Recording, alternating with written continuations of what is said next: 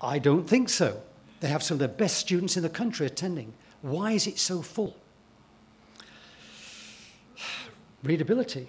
One of my former colleagues, Michael MacDonald-Ross at the British Open University, did a simple survey, a very simple survey, surveying 3,000 students on their reading skills to discover that the prestigious British Open University was pitching the teaching material above the heads of the students. The research evidence confirmed it was incomprehensible. They were learning despite the teaching. Yeah, that's right. They were learning despite the teaching. You wouldn't do that, would you? Of course you wouldn't. But I think it's important. Developmental testing, field trials. If you were, making a product, whatever the product is, there is no way you would set up a production line, a marketing system, costing, sales. You wouldn't do all of that if you weren't supremely confident that this works. What do we do in education? We get the course together, we push it out, and spend our time praying, hoping that it's okay. Costs and economics. I said earlier, I'm not an accountant, but money is always important. Reggie mentioned the University of the South Pacific, and I was asked to review the university a few years ago. For those who know the University of the South Pacific, it's fairly small, about 20,000 students. It had more courses than the British Open University that had 200,000 students. You don't need to be a rocket scientist to do the arithmetic, to do the maths, and realise there's some very small population courses. Courses with more staff than students. Courses with one person doing the course. This is crazy. This is bankrupting the institution. You can't afford to do that. So costs and economics are always important. And obviously, programme review and evaluation.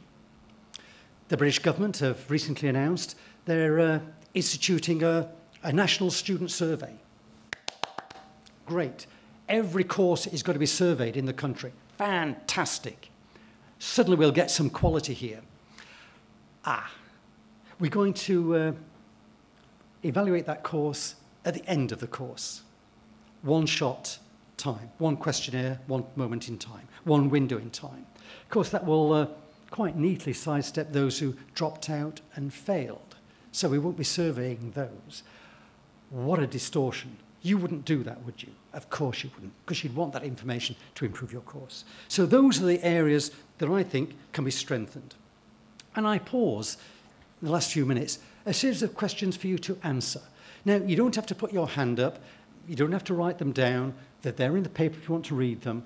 But just consider, do you provide diagnostic material for your learners so they can check their preparedness, their numeracy skills, their literacy skills, their IT skills, those skills they will need to survive the first few weeks of the course? Do you provide that material? Certainly, when my university, Manchester, provided preparatory courses to students who were destined to fail, we would put money on the fact they would fail within weeks if they started the course as they planned. By going through this preparatory course, everyone survived and outperformed other students on the first year of the course. Outperformed them. So that time spent on that preparatory material was tremendous. They didn't maintain their superiority in years 2 or 3, but I don't care. They survived that critical first term, that first semester. Do you provide those materials that they can study in their own home before they start the course? When we've done this elsewhere, some students have taken 120 hours in preparation. They obviously needed it. Without that, they would be destined to fail. Do you collect evidence on the effectiveness of this material? It's no use providing it if you don't know if it's any good. If it's any good, you can tell people. Briefing and training. The biggest asset at any institution is not the buildings. These are grand buildings, but this is not a major asset for the university. It's the staff, the people. They're the biggest asset. We invest in them. No one would think of buying a new car and not filling it with petrol, oil, maintenance, repairs, and so forth. So why is it that we can train someone and they go off with a degree never to receive any more repairs and maintenance? We need that continuing professional development. How do you invest in your staff? Is it a requirement? Is teaching a profession? Well, I would say so. If I were a doctor, I would probably be required to undertake ongoing professional development. If I were an architect or a dentist, I would be required to undertake that CPD. Maybe we should have the same. And what evidence is there that these tutors are effective? Because if they're not, it needs to be changed. Workload. Do you know what the reading ability is of your students? Are you sure? Are you really, really sure? If you're not, it's not that difficult. There's something called a close test. C-L-O-Z-E, close test. It's very reliable, it's very valid. Of course, we now have the technology. On your laptop, on your desk, there'll be the Fleece Reading E-score. It's probably buried in the software there, but believe me, it is there. And you can assess the readability of that material from your desktop within seconds. And it might surprise you. Do you estimate the workload? Last year I was at Monash University doing some work there, and I ran a workshop on student workload.